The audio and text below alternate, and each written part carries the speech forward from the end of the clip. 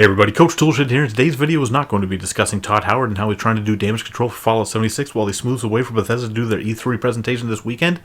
That is not the purpose of today's video. Today we're going to be discussing a certain fallacious line of thinking that we see quite often from us as consumers and the games industry in general.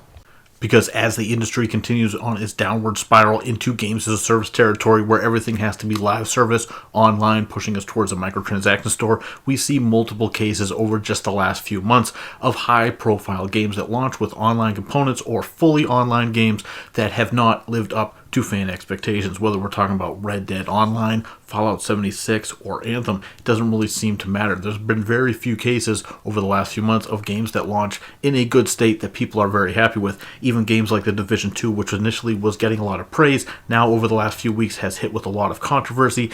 The fans, the community has largely turned on the game, and if you look at any of their state of the game videos from the last month, you will see a severe amount of dislikes on all of those videos because the community is not happy with the decisions that the company is making. They don't like the way the developers are handling it. They don't like the way the developers seem to ignore what the fans are trying to tell them, and it is just a complete and utter mess at this point. So it just seems that none of these games can really keep the fans happy over the long term, but we do see the same pattern emerging time and time again, and especially if one of these games stumbles out of the gates, you will have a certain segment of the fan base, the player base, that will say, hey, the game will get better over time, and they'll always use the same games when they want to try to point to other examples of games that failed out of the gates, but then turned the corner down the line. Specifically, one of the games that I want to discuss that is used all the time when they talk about this is a game like No Man's Sky. And a lot of people will point to that and say, hey, look at this game. It launched in a bad shape. People were not happy with how it launched. It got bad reviews. And overall, people were not satisfied with the product. It certainly was not the product that was advertised to us multiple times over the years at E3 in various events. It was certainly not the game that was promised to us. And so people got very upset. But then, over the years, multiple patches have been put out, which really have revamped the game. And so now people will look at it and say, hey, the game's good now. And that's the second part of the pattern that I want to discuss as well, but we're going to get to that in just a bit. The issue that I bring up, though, is when it comes to a game like No Man's Sky, people try to cling to that and say, hey, look, that game did it, those developers did it, so therefore, the game that I like, the game that I'm a fan of, the studio that I want to support, this game also will go that same course. And unfortunately, we do know that that's not always the case. There's many examples of failures along the way. For every single game that you can point to and say, hey, that is the game that stumbled out of the gates but then turned things around, I can point you to just as many games that have done the exact opposite and have gone down in flames. Now, it's true that there are a few publishers that have done a decent job with turning things around. Ubisoft is really the main one that we're talking about there. Ubisoft does have some sort of a small knack when it comes to turning some of their games around, but even they are not infallible. Not all of their games get themselves up off the mat and dust themselves off. Some of their games just end up never really getting fixed, never really turning things around, but they do have some sort of weird ability to be able to turn things around much more than some of the other studios and publishers. And I think probably some of that is that they just don't really give up on the products quite as easily as a place like EA, where we already know that they've pretty much just washed their hands of the whole situation with BioWare. They're paying lip service to the game, but we already know that Anthem is not really a huge part of their plans moving forward as much as they might try to convince us that it is. But anyway, I'm going a little bit off topic here. Let's get back to No Man's Sky, because this is a game that, like I said, is always used anytime someone wants to put faith in the fact that their game could get better over time. They point to No Man's Sky and say, hey, that's a game that really did turn things around.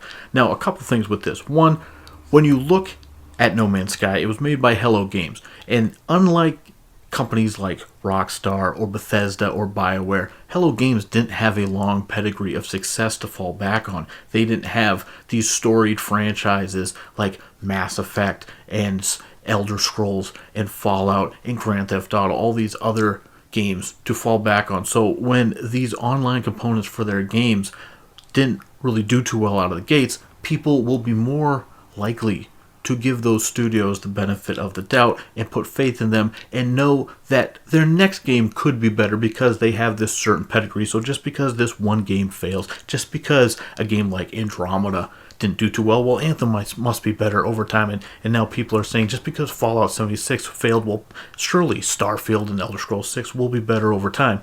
But a company like Hello Games, they didn't have that pedigree to fall back on. So they were forced to put that extra time in and fix No Man's Sky. Otherwise, their studio would be effectively DOA. No one would ever buy one of their games again if No Man's Sky had never gotten fixed, if they had just taken the money from the millions of sales that they had and just pocketed the money and disappeared into their little hidey hole and never to be heard of from again. They never could have gone back on stage. They could never try to pitch another game. They could never sell another game as a company.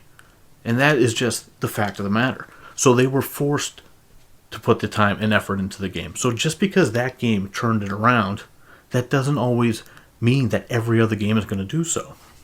And let's also not ignore the fact that many of these games, this is what I want to get into, the second part of what I want to get into, the "it's really good now" fallacy. Now, this is something you hear a lot of times when it comes to games that stumbled out of the gates, like No Man's Sky, and they get better over time, and so then the situation arises where the story surrounding the game turns to, "it's really good now." Now, last year, when No Man's Sky had their huge update, I did a video, it's about 30 minutes long, discussing all of the various changes and the improvements, or lack thereof, that the game had made. And granted, the game did have a pretty big overhaul. But my contention at the time, and I still feel this way, is that just because a game makes improvements over time, if it was a bad game to start with, just because it makes certain improvements doesn't make it a good game necessarily later. And I would say even now, with all the improvements that No Man's Sky has, I will say yes, it is better than when it launched. There is no doubt. I can't deny that. But is it still a good game, or is it a good game at all? I still don't think it is. And I think that this is the case that happens with many of these games.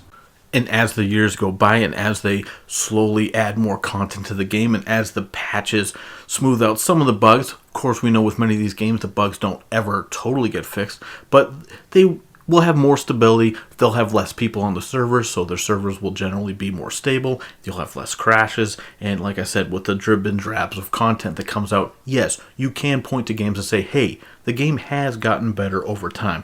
But like I said, can you always point to that and say that the game is now good? Well, when the conversation starts to that and you start hearing all the conversation about a game after the main mass of the community has moved away and it's just the hardcore remaining, the people that will stick with the game for years, and then the story surrounding the game is, oh, it's really good now. Well, you have to look at where that message is coming from.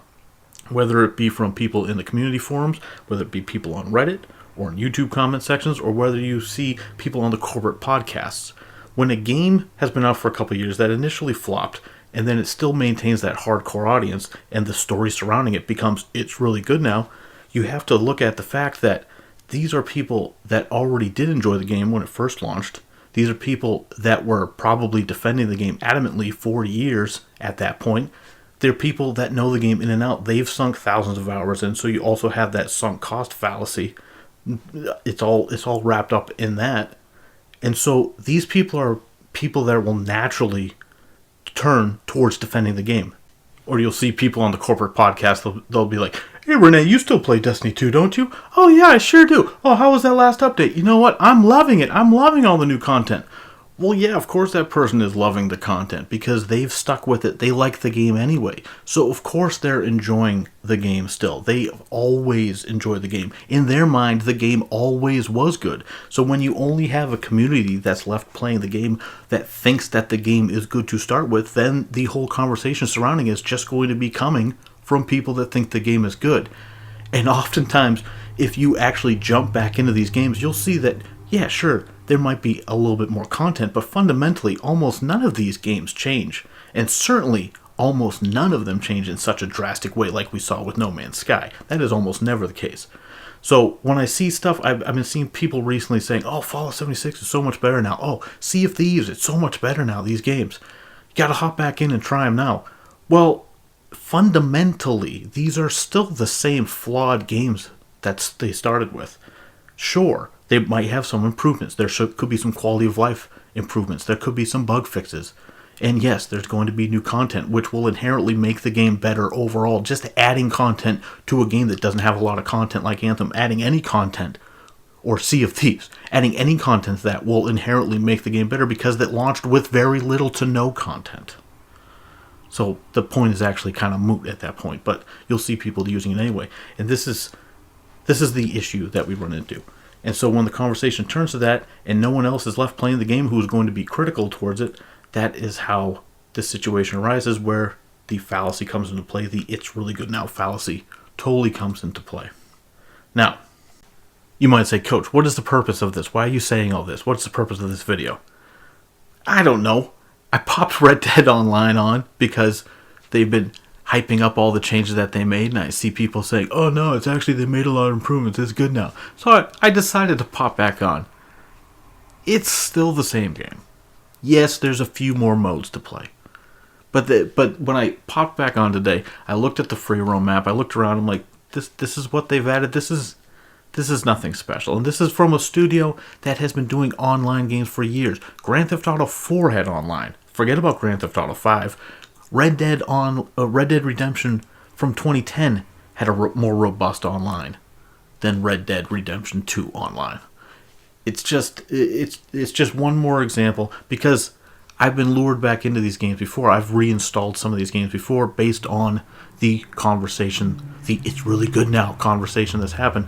And so I popped this game on. Now, I wasn't expecting it to be any different. I got pretty much exactly what I expected when I turned the game on today. A few upgrades.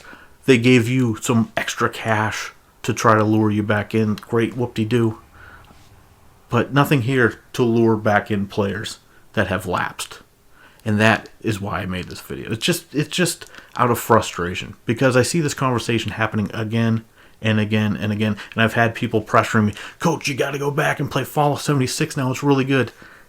Is it? Or did they just add a few new missions? Is it a fundamentally different game? No, it's not. But anyway, that's it for me, Coach Toolshed. Let me know what you guys think down in the comments below. Please subscribe if you want to stay in tune with the channel headed forward. And as always, keep it turned to 11.